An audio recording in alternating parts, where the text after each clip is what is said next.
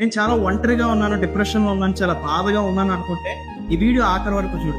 పైన ఈ ఫిష్ చూడు, అద్దంలో చూసుకుని అనుకుంటుంది ఏమని తెలుసా, ఏంటి నేను ఇలా ఉన్నాను, నేను చాలా వీక్గా ఉన్నాను, నేను దేనికి పనికిరానుగా ఉన్నాను, దేవుడు అందరినీ బాగానే చేశాడు కదా, నన్ను మాత్రం దేవుడు ఎందుకు ఇలా చేశాడు, నా లైఫ్ అందరిలా లేదే, ఏంటి నా లైఫ్ అని చెప్పి తనలో తాను బాధపడిపోతుంది.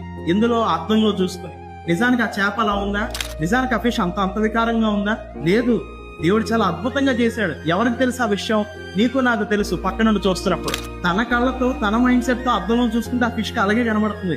కానీ దేవుడు దానిలో పెట్టిన బ్యూటీ, దేవుడు దానిలో పెట్టిన డిజైన్ నీకు నాకు కనబడుతుంది.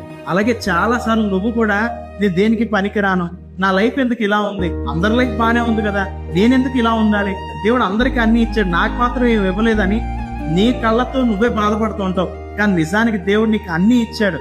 దేవుడు నేను చాలా అద్భుతంగా చేశాడు. ఎవరు చెప్పారు నువ్వు అందమైన వ్యక్తివి కాదని? నువ్వు చాలా అందమైన వ్యక్తివి, నువ్వు అద్భుతమైన వ్యక్తివి.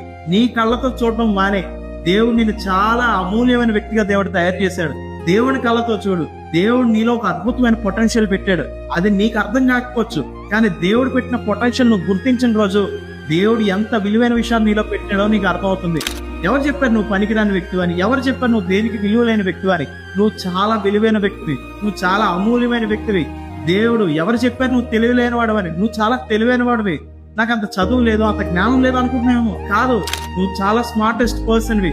దేవుడు నేను అద్భుతమైన వ్యక్తిగా చేశాడు. ఏ కంపెనీ కూడా తన కంపెనీ నుండి వేస్ట్ ప్రొడక్ట్స్ ని ప్రొడ్యూస్ చేయదు, ద బెస్ట్ ప్రొడక్ట్స్ ప్రొడ్యూస్ చేయాలనుకుంటుంది. దేవుడు కూడా ఎవరిని పనికిరాని వ్యక్తిగా, దిక్కుమాలిన వ్యక్తిగా తయారు చేయలేదు. అందరినీ ఒక అద్భుతమైన విలువైన వ్యక్తిగా నీ భూమి మీదకి పంపించాడు. దేవుడు నీ భూమి మీదకి పంపించాడా అంటే నువ్వు చాలా విలువైన వ్యక్తివి. ఇప్పుడు అందుకే ఇంకా ఏడడం, దుఃఖంలో, బాధలో కూర్చోవడం మానేసి నీ కళ్ళతో నీ లైఫ్ ను చూడటం మానేసి దేవుని కళ్ళతో నీ లైఫ్ ను చూడు. చాలా అద్భుతంగా కనబడుతుంది. దేవుడిచ్చిన లైఫ్ ని ప్రతిరోజు ఎంజాయ్ చేయి. Be happy, be joyful. దేవుళ్ళు ఆనందించు, బీ థ్యాంక్ఫుల్ టు గాడ్. ప్రతిరోజు నువ్వు జాయ్ఫుల్ గా ఉండొచ్చు. ప్రతిరోజు కొన్ని వేల రీజన్స్ ఉన్నాయి జాయ్ఫుల్ గా ఉండడానికి. మనం ఒక రీజన్ ఎత్తుక్కుని బాధపడుతుంటాం, కానీ కొన్ని వందల లక్షల రీజన్స్ ఉన్నాయి జాయ్ఫుల్ గా ఉండడానికి. ఒక రోజు అన్ని సెట్ అవుతాయి. ధైర్యంగా ఉండు, డోంట్ వరీ. దేవుడు నీతో ఉన్నాడన్న విషయం మర్చిపోద్దు. God bless you.